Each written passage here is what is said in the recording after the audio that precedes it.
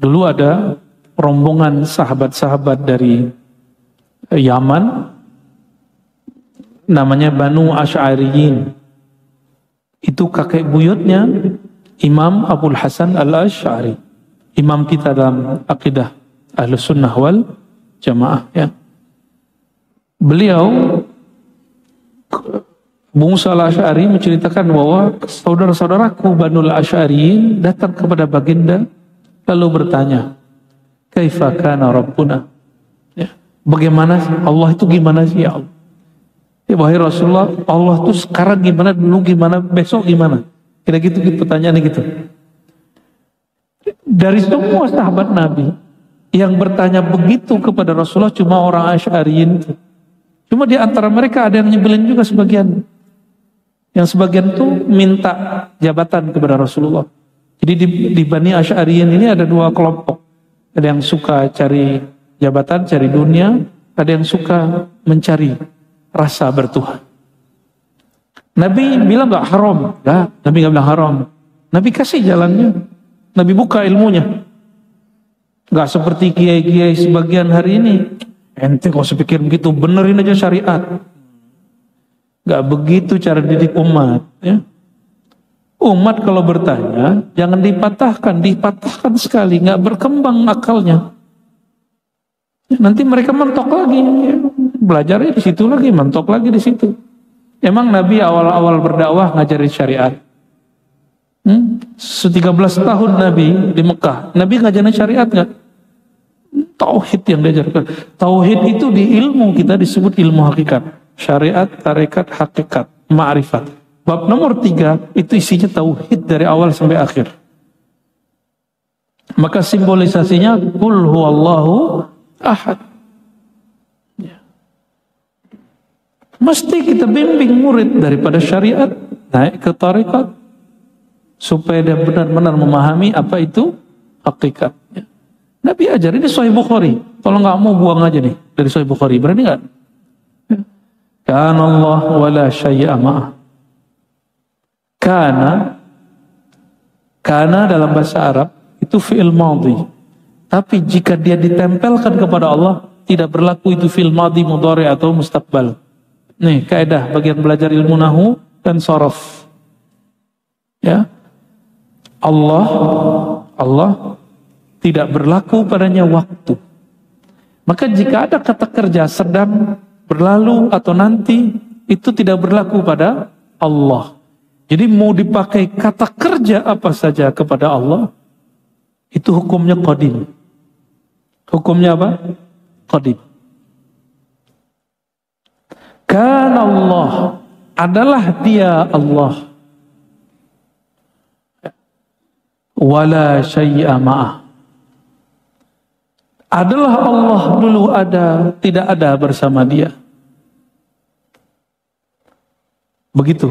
Dulu Allah ada, itu terjemahan versi tasrif fi'il madhi. Kita sudah jelasin barusan, satu ruangan tempat khalwat. Nikmat itu rumah, ya. Betullah kata Rasulullah, baiti jannati, rumahku surgaku. Yang kebayang mah kita kan ngeres mulu.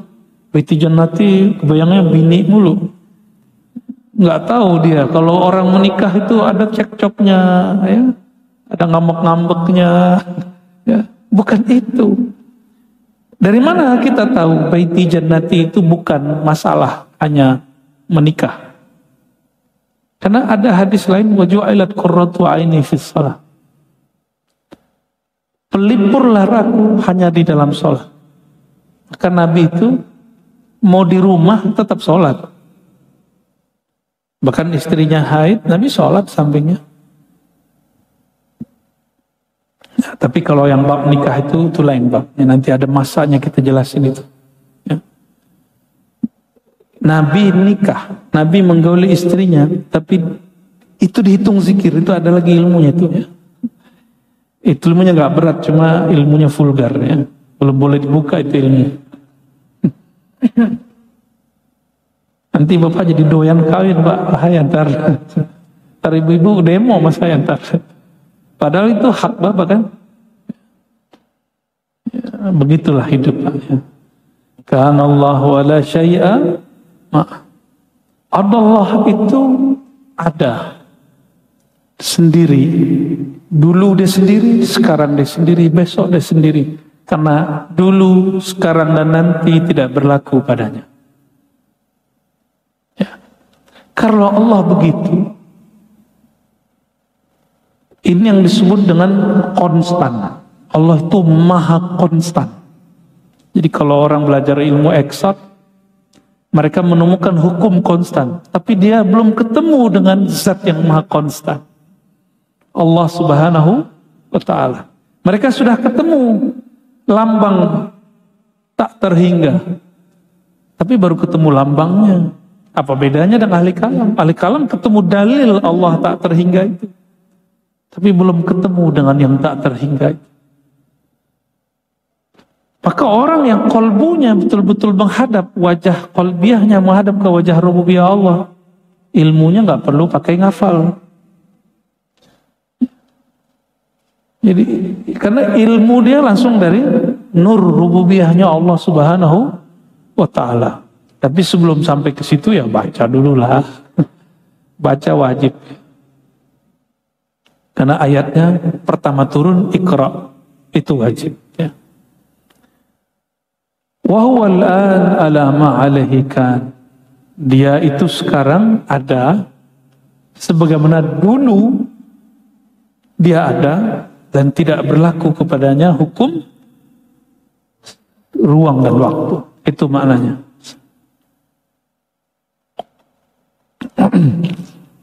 Saya mau tanya, yang disebut waktu itu apa? Detik-detik jam? Jangan-jangan jam kita beda nih. Jamnya berapa, Pak? Jam berapa tuh? Jam berapa? Oh sama. Loh, saya 21, Pak. Tuh 21 kan? Nah, 22 tuh.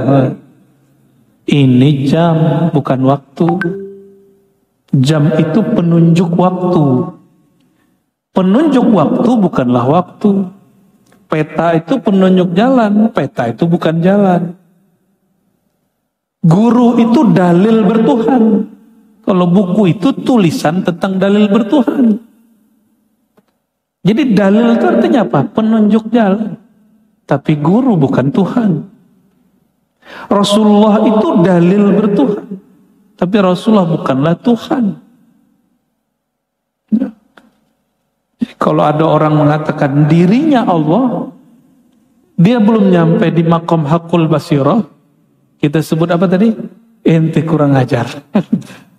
Ya. Suul adab ente. Pakai baju presiden, nggak akan disebut presiden. Pakai baju wali kota, nggak akan disebut wali kota. Nggak usah gitu deh. Saya pakai baju polisi, saya polisi nggak? Enggak. Pakai baju doang. Nah, ada orang dipakaikan baju euforia. Itulah yang terjadi pada mereka-mereka yang mabuk dalam zikrullah, dalam ma'rifatullah. Nah, itu sebabnya mereka-mereka itu kena hukum. Yang menghukuminya wali juga. Di Al-Halaj itu menghukuminya siapa? Wali-wali juga kok. Ulama-ulama yang mengerti Allah juga kok. Syekh Siti Jenar siapa yang hukum dia? Sunan Kali ya, pertimbangan dari beliau. Dan itu hukumnya wajib pada wali. Kalau ada orang begitu, dia ada wali yang wajib menangani masalah itu. Gak boleh dibiarin. Al-azminah hahuna umurun wahmiyah. Begitu kata pensyarahnya. Waktu itu sebenarnya wahmiyah. Waham. Apa terjemahan waham Bu ya? Bu ya Asfi. Serius nih, bukan ngetes ini. Ini terjemahannya bingung kita nih. Wahmiyah itu terjemahan Indonesianya yang cocok apa? Abstrak. Waham. Waktu itu waham.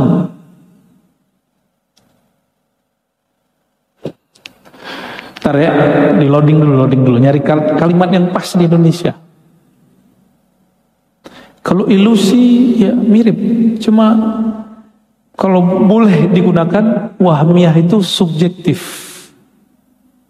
Waktu itu subjektif. Antum hadir malam ini, berasa dari tadi bentar atau lama? Udah berapa menit kita? Udah hampir 1 jam? Ada berapa? 41 menit. Rasanya berapa? Coba duduk-duduk doang sendiri di luar. 4 menit udah bingung kita. Jadi waktu itu subjektif. Al-azminah hahuna umurun wahmiyah. Waham itu tergantung subjek yang merasakan. Jadi ada seorang filosof yang membaca karya-karya sufi, tapi dia nggak jujur. Itu temannya Muhammad Iqbal di orang Pakistan. Ya, saya nggak usah sebut nama filosofnya, nanti dia GR lagi ya. Udah meninggal padahal. Tapi saya yakin sebelum meninggalnya dia cenderung kepada ajaran kita ini. Apa kata dia? Waktu itu ada waktu capital, ada waktu tidak capital. Waktu yang ditulis T-nya, time, dengan T besar. Waktu W-nya besar, ada yang W kecil. Kenapa ada orang, kalau malam pertama, cepat sekali. Yang belum pernah malam pertama bingung dia. Apa itu malam pertama? Kenapa ada orang, ketika duduk dengan orang yang dia benci, rasanya lama sekali. Itu T besar, T kecil. Kalau T kecil itu time yang di sini yang ada di, nah itu waktu 1 menit sama dengan 60 detik. Tapi waktu T yang besar dia wahmiyah. Dia berdasarkan subjek. Subjeknya Farhan lagi seneng mau 3 jam rasanya 3 menit. Tapi kalau lagi kesel lagi berantem 3 menit rasanya 3 jam. Ya, pernah tengkar nggak sama istri? Pernah berantem nggak? Pasti pernah. Ustadz aja pernah. Masa enggak Ustadz? Allah dulu sendiri. Sekarang gimana? Berarti kita ini makhluk tidak layak disandingkan dengan wujud. Itu maksudnya. Berarti sholat antum itu layak nggak disandingkan dengan Allah? Orang yang sudah mengerti bab ini, kata Syekh Abdul Qadir Jilani, ya, dia tidak lagi pantas menyebut dirinya ahli ibadah. Nggak pantas lagi. Maka dia sholat itu bukan lagi karena ibadah. Dia sholat itu karena dia berterima kasih kepada Allah Subhanahu wa ta'ala. Tanda syukur. Ekspresi senang. Nah, mulailah sholat begitu. Sholat dengan ekspresi terima kasih. Ya. Kalau orang berterima kasih menuntut balas nggak? Dia sadar diri. Saya bisa begini karena dia. Ya. Murid kalau faham bab ini, dia tidak akan menuntut apapun dari gurunya. Nggak nuntut lagi perhatian, nggak minta aladi dikenang namanya. Ya.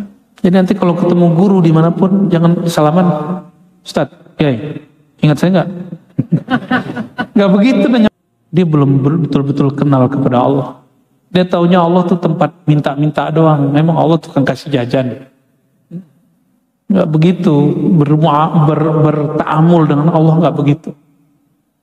Maka kalau doa bukan lagi doa menuntut. Doa itu hanya bentuk, ya Allah, bukti aku hina, aku meminta kepadamu. Itulah maksud dari hadis. Orang yang nggak berdoa, Allah marah kepadanya. Hadis Ibnu Majah. Baru benar doa mukhul ibadah. Doa itu intinya ibadah.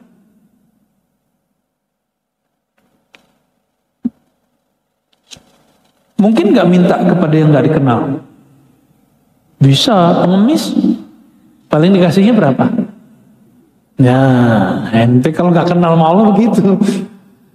Maka kalau sama Allah, kenalan dulu. Sohe, kayaknya mau air deh. Allahumma sholli. Tunggu selesai dulu ya.